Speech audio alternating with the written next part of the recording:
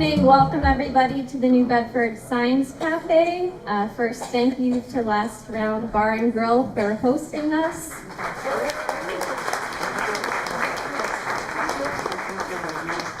I see a lot of people are already enjoying drinks and food, but feel free to continue throughout the talk and after. My name is Anastasia Lennon. I'm a reporter with the New Bedford Light, and I'm here to introduce our speaker tonight. I write about a bunch of different subjects, and the New Bedford Light is a nonprofit newsroom. But I'm particularly interested in this subject. I don't really write about archaeology, but I studied it a bit in college, and so that's why I'm really happy to be here to introduce our speaker tonight, David Robinson. He is the state's chief underwater archaeologist and the director for the state's Board of Underwater Archaeological Resources, which researches, manages, and protects all the cultural heritage in the state that's submerged. Is that fair to say? Yeah. And tonight, he's here to talk about some discoveries he helped make a few years back when the Superfund Site in New Bedford Harbor was getting cleaned up, and they made some surprise discoveries, which were a couple or two shipwrecks dating to the Revolutionary War. There will be a question and answer portion at the end of the talk, and then feel free to hang around after, mix and mingle, and ask some questions of David if you have some that he couldn't answer. So without further ado, join me in welcoming David.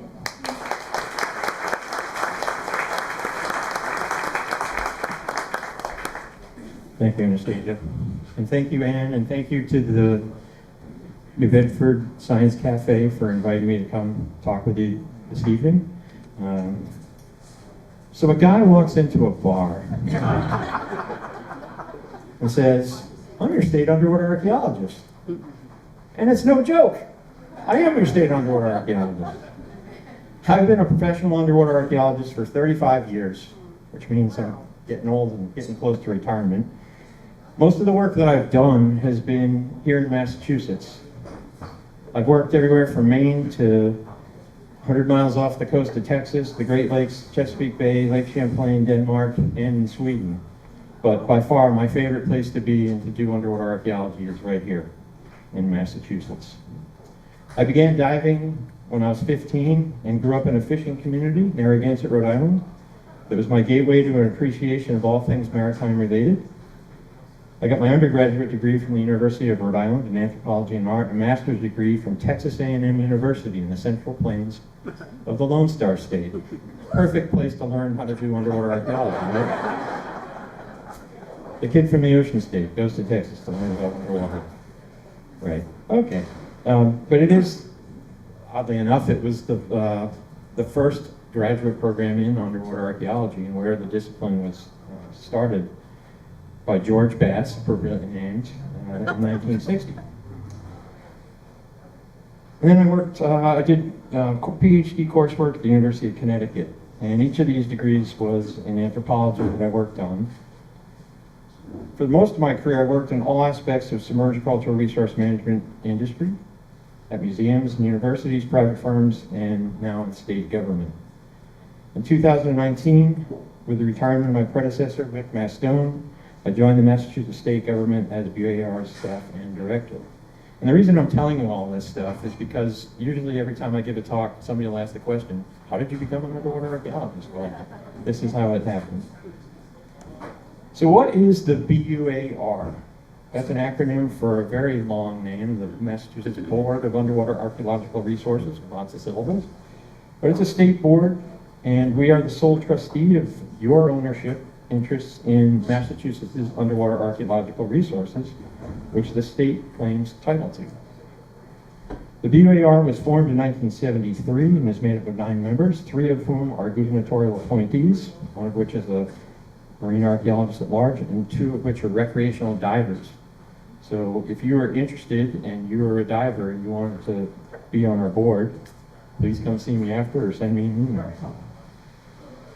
Our office is administratively hosted by the Massachusetts Office of Coastal Zone Management. We're located in Boston on 100 Cambridge Street, if you need to find me. We have public meetings 5 times a year.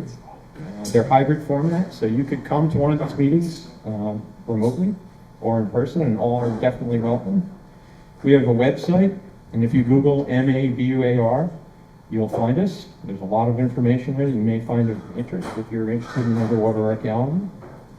We have volunteer opportunities. I welcome any one of you to come join me on a project. We do a lot of coastal archaeology. You don't have to dive. We do things in the intertidal zone a lot, and volunteers play a really important role in that work.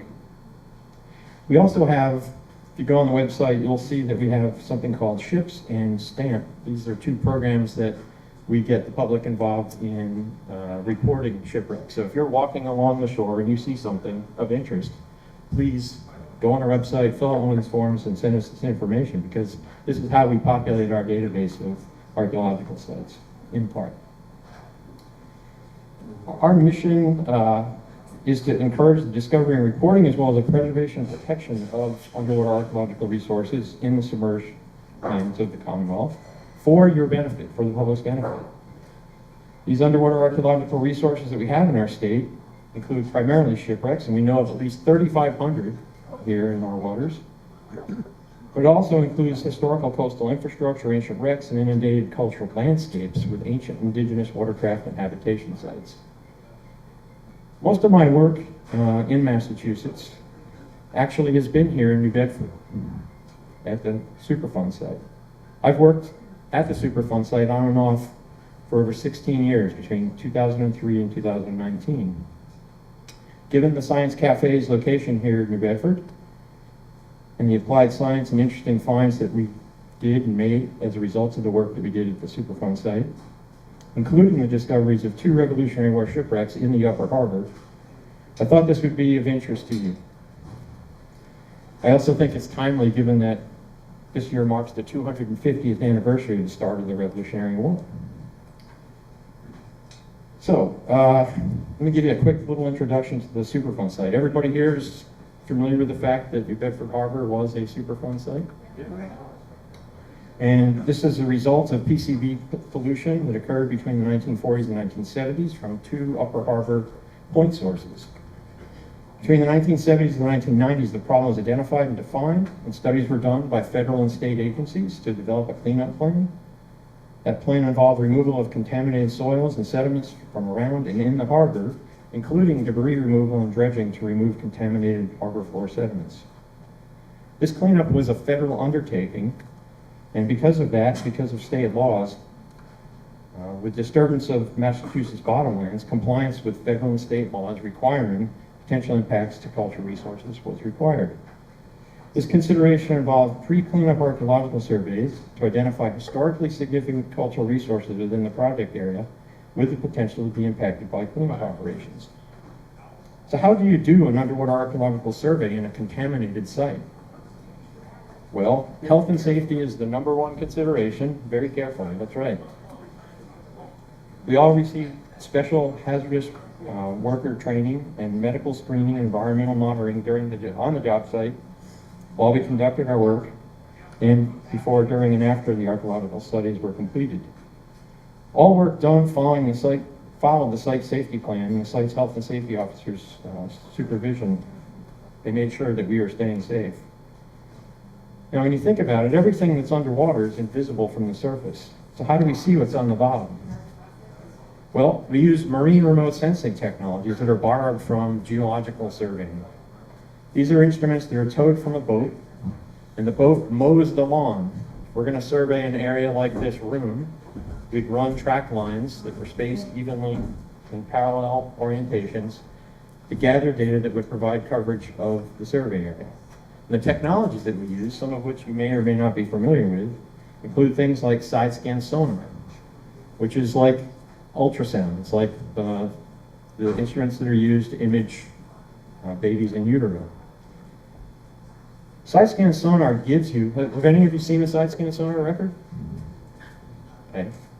So you know that the view that you get from a side scan record is a plan, it's like a fish's eye view looking down at the seafloor. It's a reflected acoustic or sound image that shows you the surface of the seabed. The other instrument that we commonly use is called a sub-bottom profiler. It's like ultrasound, it's like side scan sonar, but it's a lower frequency emitting instrument that is able to have its sound waves penetrate the seafloor and record the different layers of the geology beneath the seafloor. And then one of the other instruments that we commonly use is something called a marine magnetometer. Marine magnetometers are passive sensors that read the Earth's magnetic field.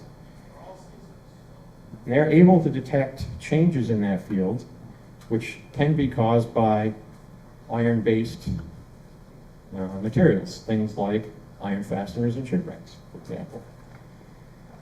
All this data is collected and then it's processed to create visual records that are interpreted together to identify features or anomalies in the data that are or could be underwater archaeological resources, things like shipwrecks. We identify things like sonar contacts and sub-bottom features or magnetic anomalies that we then ground truth by visually inspecting them. Sometimes this involves using other remote sensing technologies like remotely operated vehicles fitted with video cameras or underwater drop cameras.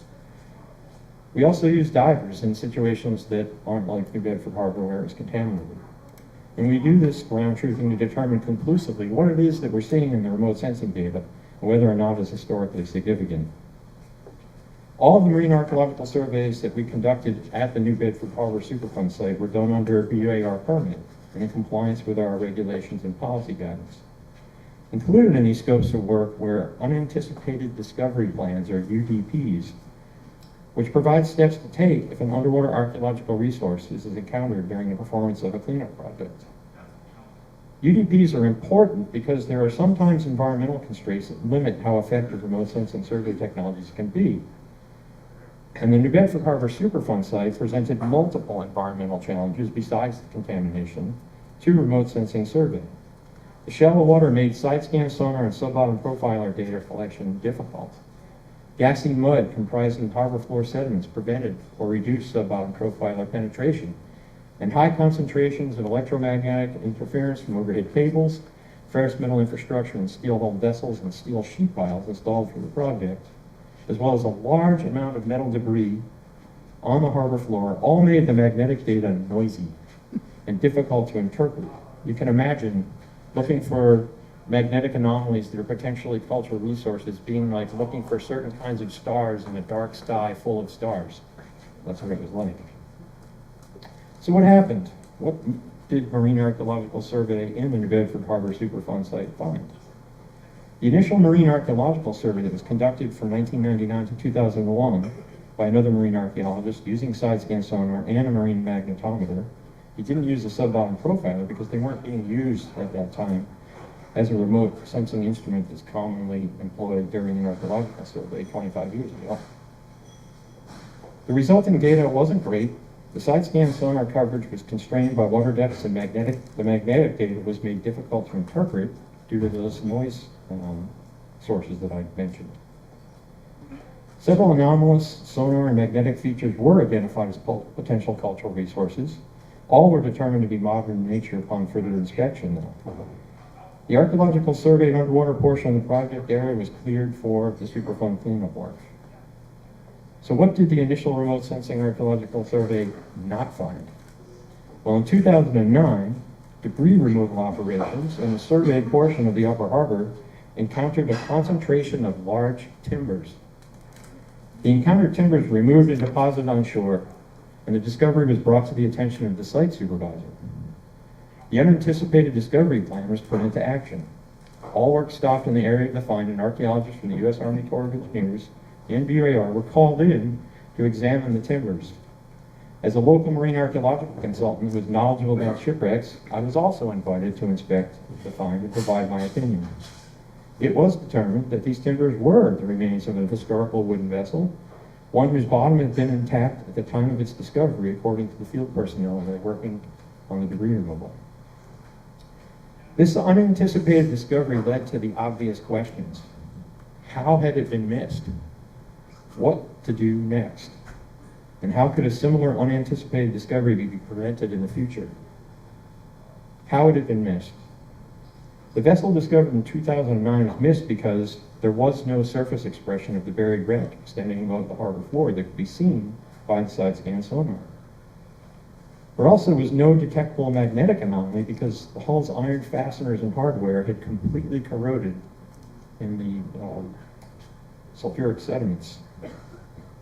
Thus, given the limitations of the technologies used in the survey and the absence of a sub-bottom profile from the suite of equipment used, the wreck was invisible. So what did we do next for the 2009 shipwreck find? To help mitigate the adverse effects to the historical wooden vessel that was encountered, I was hired to conduct a detailed archaeological investigation of the vessel's remains and detailed investigation of the site where the vessel remains were found to determine whether any additional remains were present, and to systematically recover the hull remains and assess the site's National Register eligibility. Diving was out due to the high levels of contamination and the extremely low underwater visibility. So outside-the-box thinking was required. Detailed high-resolution sonar and magnetometer survey was done at the find site employing greatly improved digital technologies, especially improved for the visualization of data that included making 3D representations of that data. This imaging provided mapping that was used for precise satellite positioning, and the barge-mounted debris removal machine was operated by skilled personnel to conduct a systematic excavation of the find site. Remaining elements of the wreck were removed and transferred to a second barge with water in it under the supervision and direction of me as the project archaeologist. It was like having a giant GPS-guided trowel and excavating on land. The newly recovered timbers were brought to shore and wrapped in plastic to keep them wet until they could be documented by me in detail. Every recovered timber was photographed and measured to create a photographic and measured scale drawing record of each timber. Now this is important because wood is porous. It absorbs the same contaminants as the sediments do that it's in. So all the shipwreck materials that we found were all hazardous materials that had to be discarded, along with the other hazardous materials that were removed from the site. So the record that we made is the last record of this vessel. The measured drawings that I made were then digitized to turn them into 3D computer models that could be manipulated using drafting software that enabled me to put Humpty Dumpty, or this pickup sticks-like pile of ship timbers, back together again, and to reconstruct the preserved remains of the ship digitally. This was possible because the ship's structures were like our human body. They had logical structure, and that enabled me to piece together an incomplete puzzle back into one reconstructed vessel. As a result of the documentation, it was determined that this ship likely dated from the late 1700s. This was based on the saw mark patterns that we could see in the surface of the wood that was kept wet, and the use of what are called compass timbers. These are naturally grown large timbers that are used for the framing members of the ship. It appeared that this ship had been a common class of vessel, about a 100-ton intercolonial West Indies type of merchant vessel that would have been traveling up and down the eastern seaboard to the tropics. The vessel was likely a derelict vessel at the end of its service life, and this was something that I determined based on the visible wear and tear in the hull, and also the fact that there were few artifacts or vessel hardware that was preserved. I figured that this was probably an old vessel that had been abandoned in the upper harbor and then burned.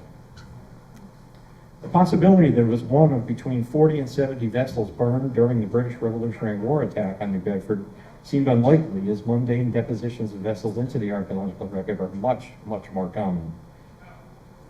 So how could a similar unanticipated discovery be prevented in the future? The US EPA and the US Army Corps of Engineers asked this question, and the answer was, resurvey the project area at a tighter track line spacing, using the then available, this is 2010 we're talking about now, newer digital survey and visualization technologies to better ensure nothing is missed. So that's what was done in 2010, in 2011, in 2013, 2014, and 2017. But despite our new and improved efforts, history repeated itself, as it so often does. In 2017, a second shipwreck was encountered during debris removal operations. Again, the unanticipated discovery plan, was put into action. However, because the project's personnel, many of the same people that worked on the previous shipwreck, because of their previous experience, the process was greatly improved. None of the timbers were removed until the area had been resurveyed in detail. All the timbers were recovered during the systematic excavation that I directed, and all were kept wet and wrapped in plastic immediately before being brought to shore so that we could record them. You're probably wondering, why are we keeping these timbers wet? Wood that's been underwater for a long time degrades. The pulpy stuff on the inside of the wood cells, it gets eaten by bacteria, and so you're left with these hollow shells of wood cells. And when the water evaporates out of them, they shrink, split, crack, and you lose all the surface details that we were getting on the timbers that were still wet. So you could see tool marks, you could see scribe marks, you could see saw marks, you could see all kinds of really interesting details about how the ship was constructed that helps us determine the date of the wreck. So we followed the same approach to the documentation that we used on the first shipwreck. And the archaeological evidence in the hull timbers indicated a similar or slightly earlier age for shipwreck 2 based on the saw marks. But in this case, we saw that rather than having used a mechanized up and down saw, like we saw in the first shipwreck, these had been cut using a pit saw, which is a much more primitive technique where you have two guys, one guy's lower than the other guy, and you're sawing up and down. And you could tell that that was what's used by the irregular harf marks that were left in the wood. We also saw more of the use of these compass timbers, these naturally grown timbers, which aren't available by the mid-19th century by and large in this area. We also noticed that the frames weren't of a type called double sawn construction, which is also typical of the mid-19th century. And we saw that they had used an interesting and inexpensive wooden sheathing to prevent degradation of the hull by wood-boring marine organisms. And this wood sheathing was underlaid with something I'd never seen before, horsehair that had been impregnated with pine tar and to create a felt that these wood-boring worms would hit and go yuck and leave the ship alone. Again, in this ship, burning was evident. However, this time I noticed that the burning had extended all the way down to the lowest part of the ship's hull and into its internal framing. This indicated that the ship must have been afloat when it burned, because there's no way the fire could have gotten down below the water. So I went back and I took a look at the drawings and photographs of Shipwreck 1's framing timbers and found that they too had been burned down to the lowest part of the hull and frames. This indicated to me that Shipwreck 1 had also been afloat when it had been burned. The combination of the suggested ages of both ships and their sizes and locations and the clear evidence that both had been burned while afloat strongly suggested to me that these two ships were part of the harbor fleet that was destroyed in 1778. These are interesting findings, but this second unanticipated discovery in a resurveyed area that employed newer improved technologies and a sub-bottom profiler along with the other instruments, and a much more conservative trackline spacing, again begged the question, how did we miss it? And again, the answer was similar. There was no surface expression of the buried wreck extending above the harbor floor that could be seen by the side-scan sonar. There was no detectable magnetic anomaly because the fasteners and hardware had corroded. And the gassy sediments that had prevented the sub-bottom profiler from being able to penetrate and image the subsurface sediments. If it had, we would have probably seen this hull. Thus, given the limitations of the technology used in the surveying and the environmental constraints, the wreck was once again invisible. So what are we to conclude? Well, survey technologies and techniques that are available to us are the best that we can bring to bear and are the ones that BAR requires for archaeological identification surveys, but they have limitations. These limitations must be acknowledged, and that can sometimes lead to archaeological deposits not being detected during initial surveys. Fortunately, though, that is why we at BAR and other agencies as well require adherence to our policy guidance on unanticipated discoveries of underwater archaeological resources or to formal unanticipated discovery plans that are developed for specific projects. The New Bedford Harbor Superfund Site experiences are excellent examples of those protocols helping to identify resources that might have otherwise been missed and to maximize the information we are able to obtain from those resources. So that's kind of a lot, but I'm ready to answer questions. So the question was, in an environment that didn't have a lot of noise like New Bedford Harbor, how small a piece of iron could you detect? That's a difficult question to answer because it depends on the condition of the iron and how corroded it is, And it also depends on the distance of the magnetometer to the source, to the object.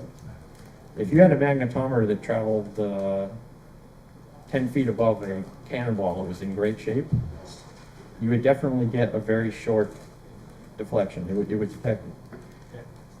So because individual items are tough to differentiate as being something significant, even if there wasn't a lot of debris, what we end up doing is we look at magnetic data across track lines, and we try to do the surveys with the track line spaced as close as we can get them. So in the case of the shallow water, we were doing the survey in New Bedford, when we resurveyed, we had a 25-foot track line spacing.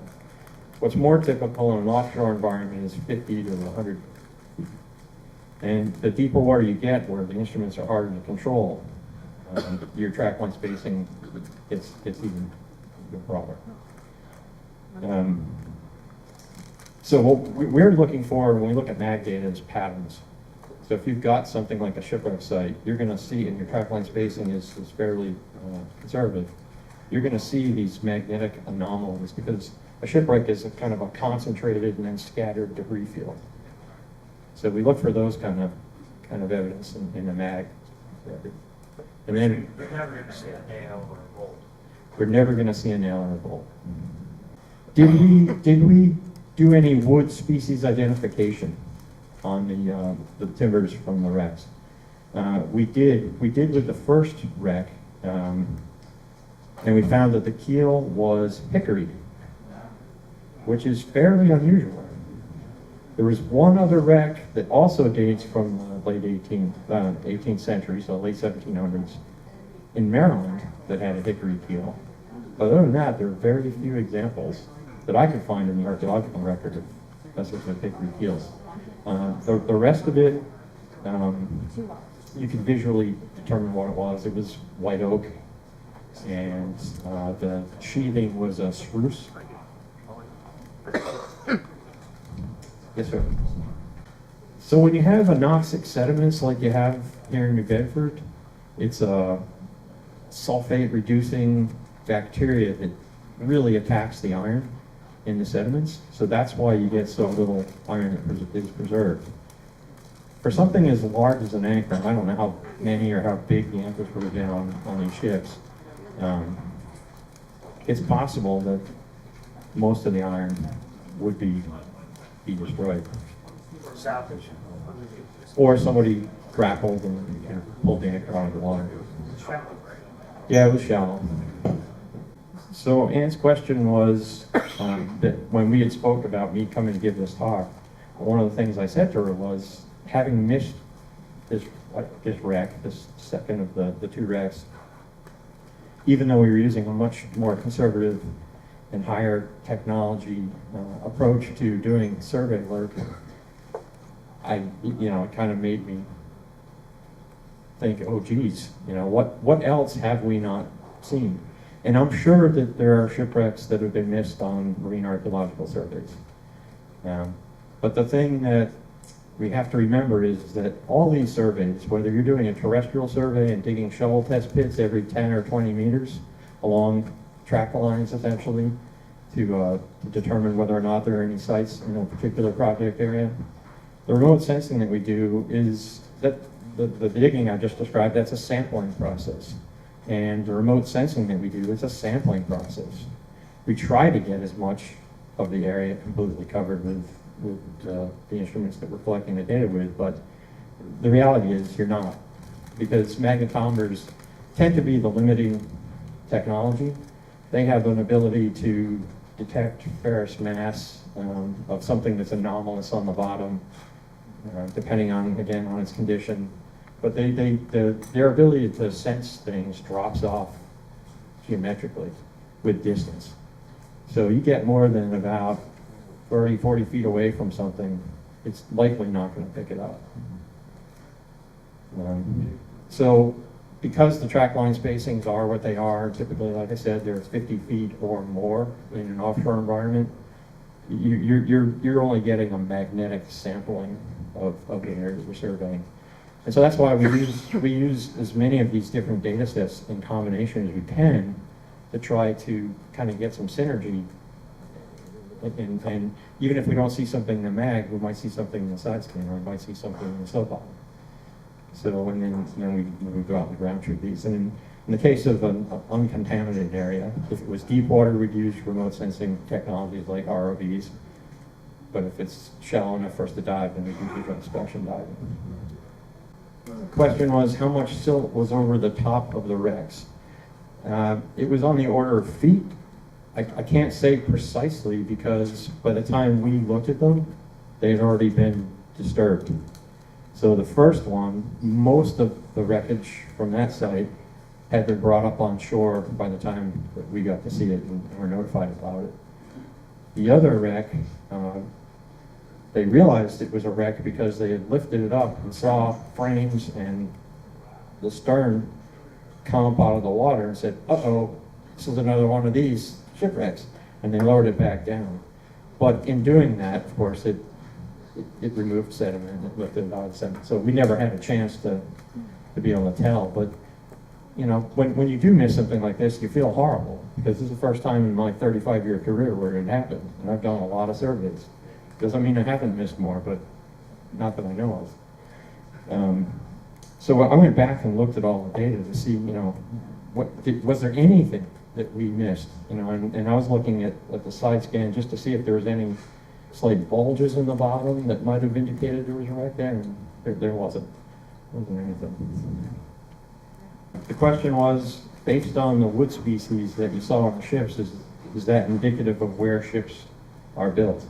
And about the best we can, it is, and about the best we could narrow it down is really anywhere from the mid-Atlantic north along the coast.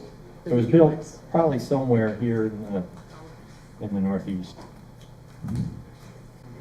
So the question was, has BAR considered adding LiDAR as one of the instruments that we would request or require to be used for marine surveys? We haven't yet.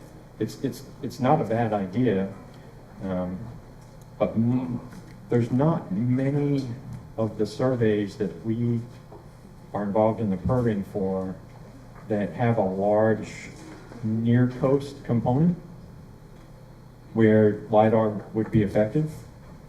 This LiDAR is light-based, so you have to have water clarity. So if you're in a place where you've got good water clarity, then you know that you might be able to see down a fair distance. But no, it's not something that we've tried yet. But it's a good idea. I like it. The question was, did the remediation of the contaminants affect our search? So while we were doing archaeological surveys, and this is often the case, when archaeological surveys are done, they're being done with really expensive equipment that's really expensive to operate, really expensive to process.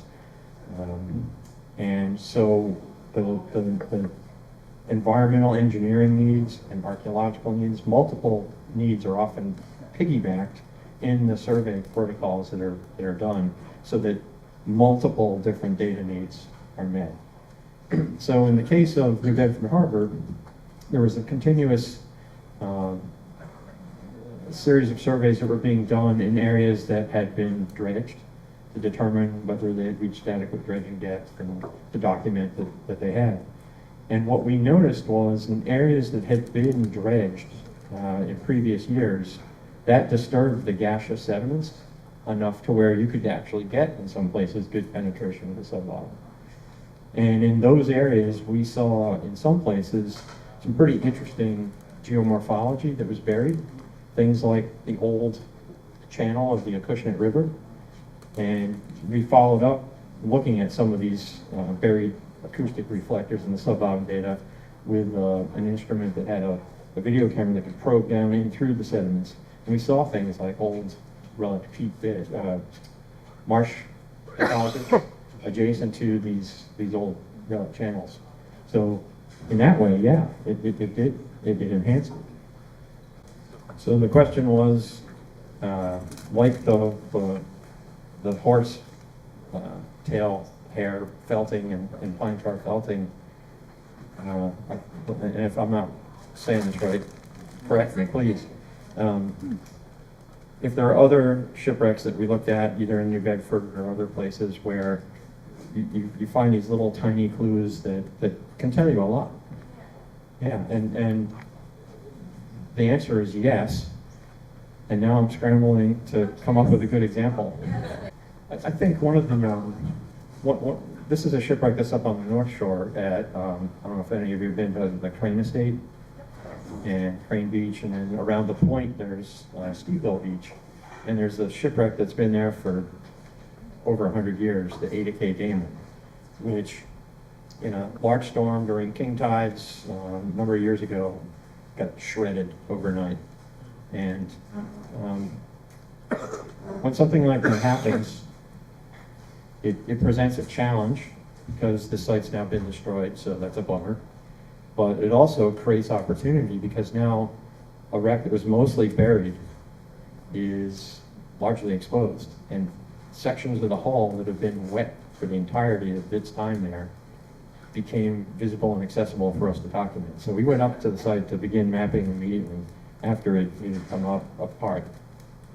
And we saw things in the wood like the hand-scribed Roman numerals for the floor timbers that went along the keel to figure out their position on the keel. So that's the shipwright's hand making these marks.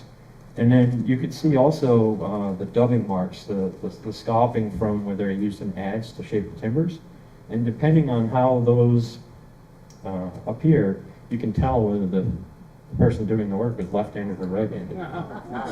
So things like that are pretty interesting. So both of these wrecks were in the Upper Harbor.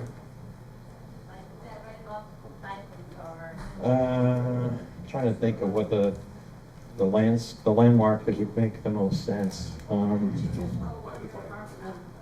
mean, they were way up, and this is something that a lot of people don't, I think, realize, is that New Bedford Harbor, it was the way up Upper Harbor that was where all the activity was in the 1700s and early 1800s, because that's where the sawmills were, that's where the water power was, that's where the shipyards were. And it wasn't until later, in the mid-1800s, that most of the activity with whaling moved down into the area that we think of as the active harbor. So the question was, do we use history to help us in our research when we're looking at things like the wrecks that I talked about? The answer is, when it's available, absolutely. And I didn't mention this, but the work we do typically for compliance projects, for environmental permitting projects, is usually done in phases. And one of the initial phases is background research, where you establish a environmental and a cultural context for the site that you're going to be surveying, so that you know what to expect in terms of the geology and the geomorphologies. Because I'm talking about shipwrecks, but one of the other types of sites that we're very interested in and search for are ancient native sites on preserved relic landforms. And to be able to identify those things, you really have to know the local geology. So we definitely look at the literature on environmental histories, and then of course we look at the cultural history as well, both from pre-contact period all the way up to present.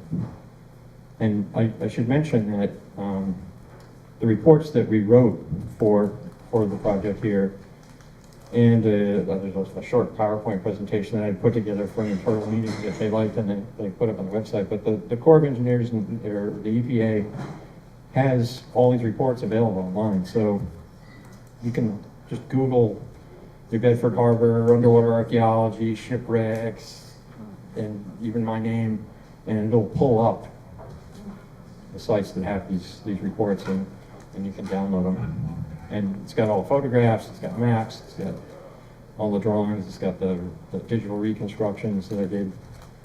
So they're all available. So the question is essentially, I think these ships are related to the Revolutionary War attack on New Bedford in 1778. This lady was asking, how were they lost? How did they go down? Well, what I think happened... Were there people from this area who were killed, who drowned, and are there bodies down there? No, I don't think so. The ships that were in the harbor, as I understand it, there were ships that were owned by local maritime people. But there were also a lot of captured prizes from the privateering that was happening during the war. And part of the reason why the British targeted New Bedford for such a attack, I mean, they burned this place to the ground, and they burned every vessel in the harbor. And there weren't many people left here to defend it. So I don't think there was anybody on board those ships that were at anchor in the harbor when they were destroyed. I've never read about anybody being killed on board the vessels that were burned. But those ships were prizes that had been captured, and the warehouses along the waterfront were loaded with the materials that were on the captured ships. And then this was being used as a depot to send out supplies and ships to American forces. Thank you.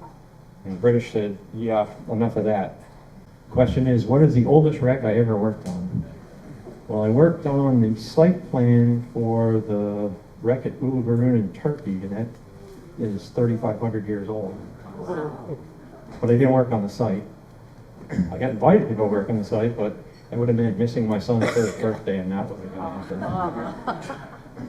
awesome. The oldest shipwreck site that I've worked on personally was a vessel that was built in 1189 AD. And it was scuttled in Kolding Fjord in Denmark. And we know how old it was because we did dendrochronological dating on it. And the ship's unique as the earliest archaeological example of a stern rudder. So if you really want to get your nautical archaeology deep gun and impress your family and friends, say, do you know where the earliest archaeological evidence is for a stern rudder? Kolding Fjord, 1189 AD. So I think Anne just hypothesized that I might be full of a lot of something. And she's right. Oh, stories, it was stories, that's what you said. Okay. You asked what the most memorable experience I've had doing underwater archaeology. I thought about it, because I thought that question might come up. I thought about it before I left my house tonight. And God, there are several that are really pretty profound. I've been, I'm blessed to have this job. I'm blessed to be able to stand in front of you all and have you come out on a beautiful night and listen to me talk about underwater archaeology here in Massachusetts. I'm a lucky guy. This is the best job in the world. And it's given me opportunities to be in a position to see things that a lot of people don't get to see. And I'll give you two examples. The first one was off the west side of Block Island. I was working on a project with members of the Narragansett Indian tribe who had gone through scientific diver training and who were actually enrolled students at the university that we were working with. And we were looking for evidence of ancient landforms off the west side of Block Island where there were expressions on the shore. There were these deposits of peat, and there were these trees and their original growth positions in the intertile that had been exposed by Hurricane Sandy.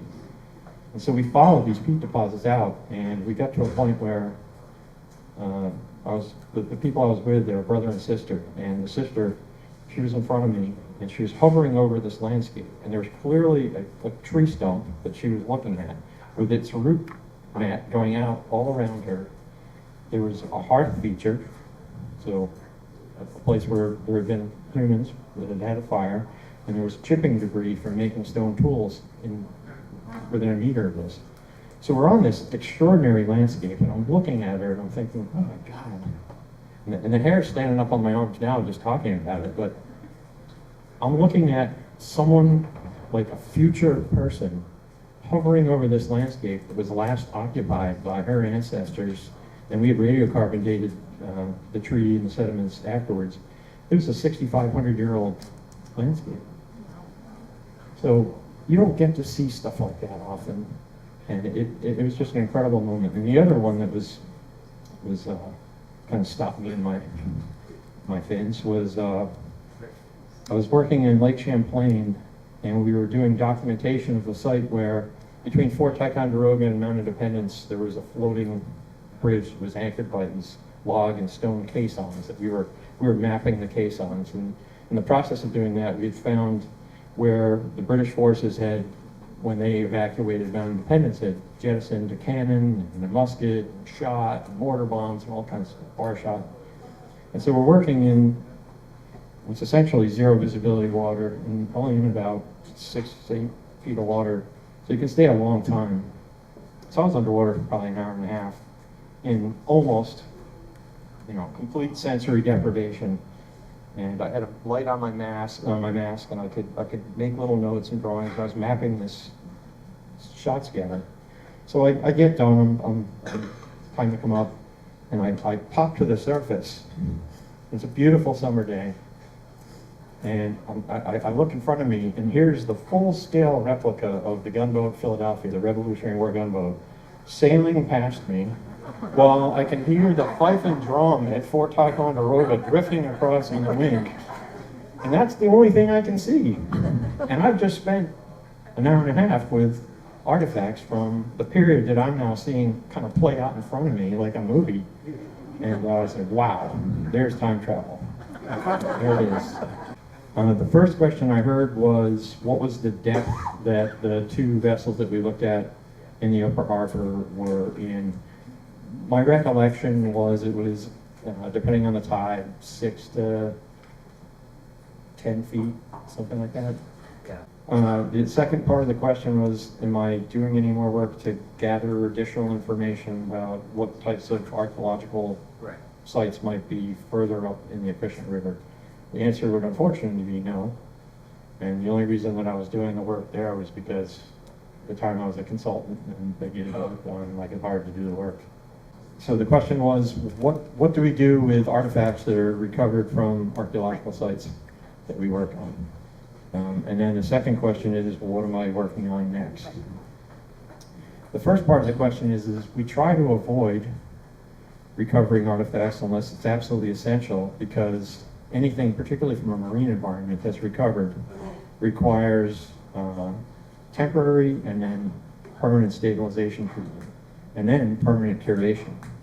So anything that you recover becomes a perpetual care type of situation. So because BR doesn't have a budget beyond my salary and benefits, so we would have to get a grant to do a project that would involve that, and we don't have, you need conservation facilities to do that kind of work, so we have to send it out of state for that.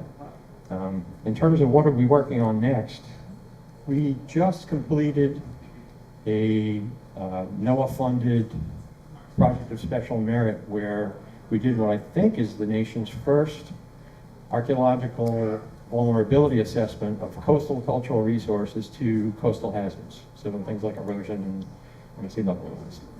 To give me a sense, I mean, I did this project selfishly, based on my experience with the Ada Damon, where overnight you had a beautiful shipwreck site get destroyed. That put me in a reactionary mode as opposed to a proactive, planned mode. And so in doing this study, it gives me a sense of where are the areas where we have the greatest vulnerability that I can focus my limited resources and then activate folks like yourself, citizen scientists, to help us in documenting what is vulnerable. Because as I said earlier, when something like this happens, it's both a challenge and it's sad on one hand, because things do get destroyed, and sometimes in one tide cycle. But it's also a really terrific opportunity to sometimes see things we would otherwise never see. And so I want to take advantage of that and learn as much as we can while we can as these sites are exposed. So if any of you are interested in talking more about this, let me know. There will be a website, addition to our website and to CZM's website, with a story map that talks about the project. And then there will be in that the final technical report, if you want to read about it. And then please Google MAVR and say hello to me. I'm here for you. Thank you.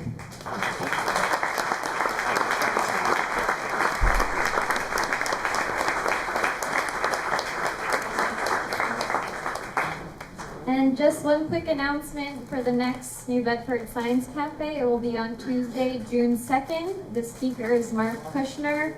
He is a citizen science officer for NASA, and he will discuss how the internet and social media have given a boost to science projects involving citizens all over the world. So it touches a little upon what you were saying, the importance of citizen scientists. So another round of applause for David. Thank you all for you guys a very good job. So thank